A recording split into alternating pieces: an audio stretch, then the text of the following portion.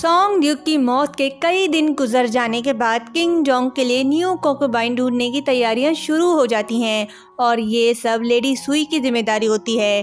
ताएहू lady सुई से मिलता है और उससे कहता है कि सॉन्ग ड्यूक के साथ जो हुआ उसे अफसोस है, लेकिन किंग जोंग को नई जिंदगी शुरू करनी होगी क्योंकि वो एक बादशाह है तो उसके पास और कोई रास्ता नहीं। फिर उससे पूछता है कि बिना किसी प्रॉब्लम के सिलेक्शन हो गया।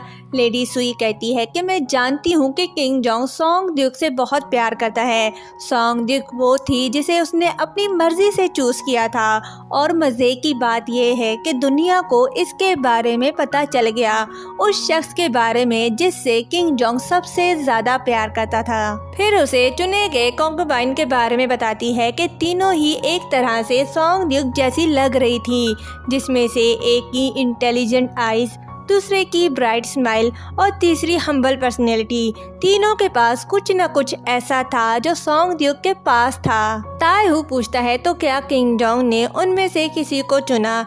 लेडी सुई के बताने से पहले किंग जोंग को गुस्से में दिखाया जाता है।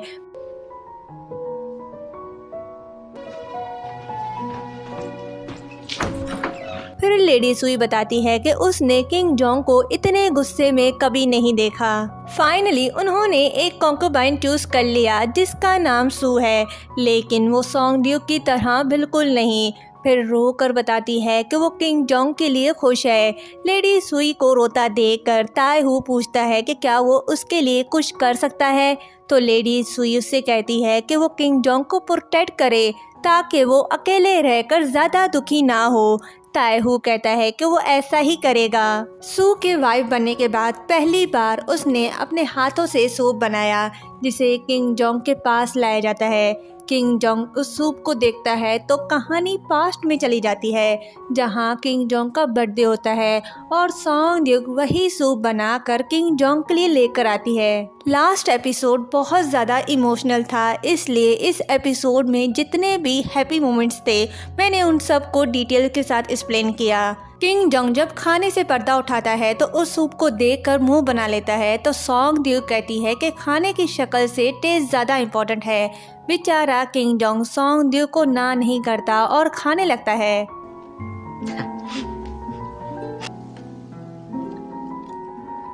एक निवाला खाने के बाद किंग जोंग कहता है कि अगर वो खाना पकाना नहीं जानती थी तो किचन की कोर लेडीज से खाना पकाने के लिए कह सकती थी।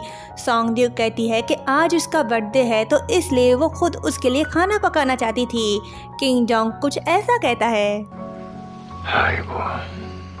उसका रिएक्शन देखकर सॉन्ग ड्यूक कहती है कि अगर ये इतना बुरा है तो वो ये खाने के लिए खुद को मजबूर ना करे।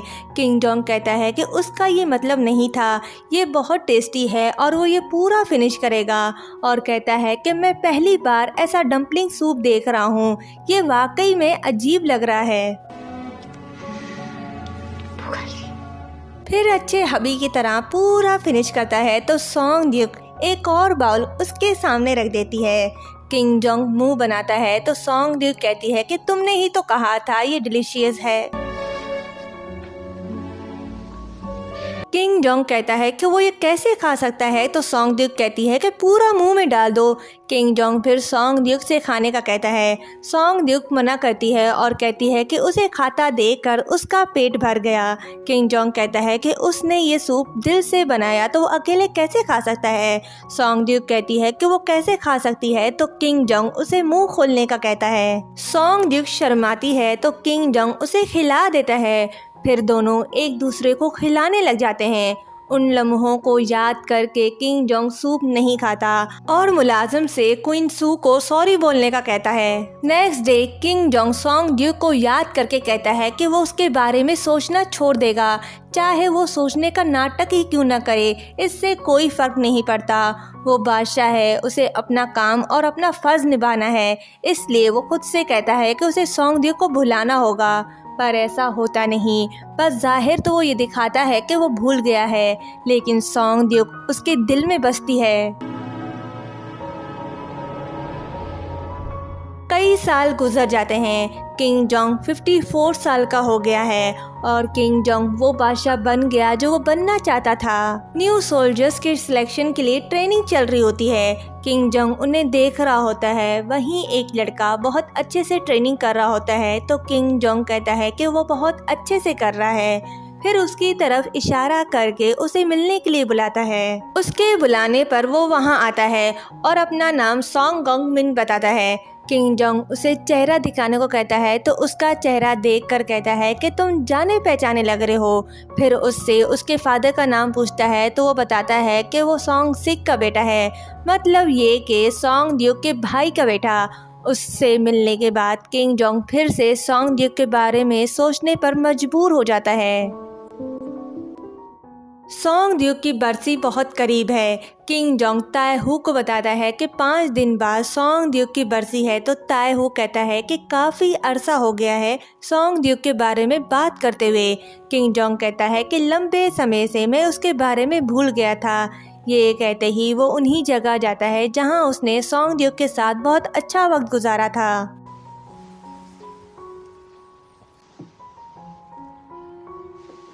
सोंग ड्यूक की यादों से किंग जोंग गहरी सोच में खो जाता है।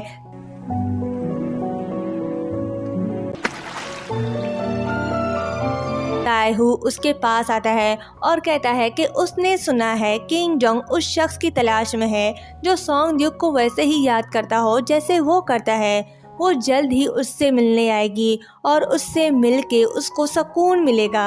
किंग जोंग के बुलाने पर क्यांग ही उसके पास आती है और कहती है कि उसने सुना है वो सोंग ड्यूक की यादों की तलाश में है। किंग जोंग कहता है कि तुम उसकी दोस्त हो और एक तवील अरसे से मैं उसके बारे में सोचना भूल गया था। फिर उससे उसका नाम पूछता है। क्यांग ही उसे अपना नाम बताती है। किंग जोंग उससे पूछता है कि उसके अलावा सोंग ड्यूक की और दोस्तें भी थी, एक तो जवानी में मर गई, दूसरी कहाँ है। क्यांग ही बताती है कि किम योन बीमारी से 1 साल पहले मर गई। किंग जोंग से कहता है तो क्या तुम भी अकेली रह गई।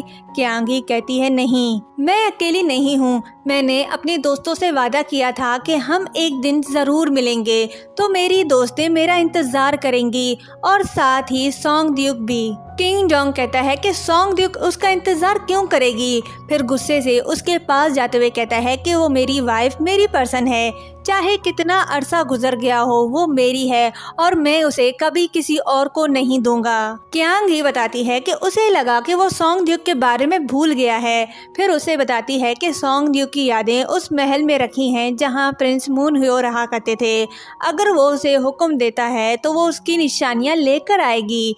किंग जोंग उसे लाने का कहता है। फिर क्यांग ही सोंग ड्यूक की निशानियां लेकर आती है। किंग जोंग कहता है कि मरने से पहले सोंग ड्यूक अपने दोस्तों से मिलना चाहती थी पर मुझे देखकर मायूस हो गई। उसने मुझसे कहा कि अगले जन्म में अगर मैं उसे देखूं तो उसके पास से गुजर जाऊं। वो मुझे अगले जन्म में नहीं देखना चाहती थी। क्यांग ही कहती है कि क्या तुम जानते हो कि वहां रहकर सोंग ड्यूक क्या फील करती थी। किंग जोंग गुस्से से कहता है कि अपना मुंह बंद करो, मैं तुमसे सोंग ड्यूक की फीलिंग्स के बारे में क्यों सुनूं।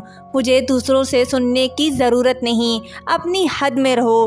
क्यांग ही माफ़ी मांगती है तो किंग जोंग उसे जाने का कहता है। क्यांग ही के जाने के बाद किंग जोंग सोंग ड्यूक की निशानियों को देखता है और पुराने लम्हों को याद कर रहा होता है।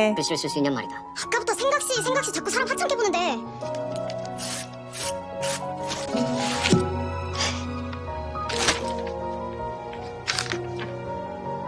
सब कुछ देखने के बाद आखिर में सोंग ड्यूक का वो ड्रेस जो कोल्ड लेडी के वक्त वो पहना करती थी, किंग जोंग उसे देखकर कहता है कि ये बहुत छोटा है। मुझे नहीं पता था कि तुम इतनी छोटी हो और मैं तुमसे बहुत प्यार करता हूँ। ये कहते ही उसके ड्रेस को पकड़कर फूट फूट कर रोने लगता है। नेक्स्ट डे किंग जोंग के पास काउंसलर सिम आता है जो किंग जोंग के अगेंस्ट हुआ करता था, लेकिन इस बार किंग जोंग से कहता है कि मुझे पता नहीं था कि मैं तुमसे ये कभी कहूँगा, लेकिन मुझे ये आज कहना होगा कि तुम्हारे जैसा कोई दूसरा राजा नहीं होगा जो अपने लोगों से इतना प्यार करता हो। मुझे खुशी है कि तुम मेरे राजा हो। ये सुनकर किंग जोंग के आंखों में आंसू आ जाते हैं। किंग जोंग बीमार पड़ जाता है। वो अपने बेड पर लेट जाता है जहां वो अपनी आखिरी सांसें ले रहा होता है। वो सबको बाहर जाने का ऑर्डर देता है उनके जाने के बाद किंग जोंग सॉन्ग ड्यूक को याद कर रहा होता है। जब वो अपनी आंखें बंद करता है तो कहानी एपिसोड 16 से स्टार्ट होता है। जैसा कि मैंने अपनी वीडियो में बताया था कि किंग जोंग ने एक ख्वाब देखा था जो लास्ट एपिसोड में पता चलेगा। किंग जोंग ने सॉन्ग ड्यूक की मौत का ख्वाब पहले ही देख लिया था, पर बादशाहत संभालते संभालते वो ये बात भूल गया था। सीन सेम वही दिखाया जाता है, लेकिन इस बार किंग जोंग जब जा रहा होता है तो वो रुक जाता है और उसे वही ख्वाब याद आता है जो अब सॉन्ग ड्यूक के साथ हो गया है। वो मरने से पहले ये सब इमेजिन कर रहा होता है। पहले तो वो चला गया था, लेकिन इस बार वो रुक जाता है और बड़े इमोशनल तरीके से सॉन्ग ड्यूक को देखता है। फिर उसका हाथ पकड़कर उसे फ्लावर्स दिखाने ले जाता है। सॉन्ग ड्यूक पूछती है कि वो अचानक फ्लावर्स देखने क्यों आए। किंग जोंग कहता है कि मैंने नहीं सोचा था कि हम इन्हें दोबारा देख पाएंगे।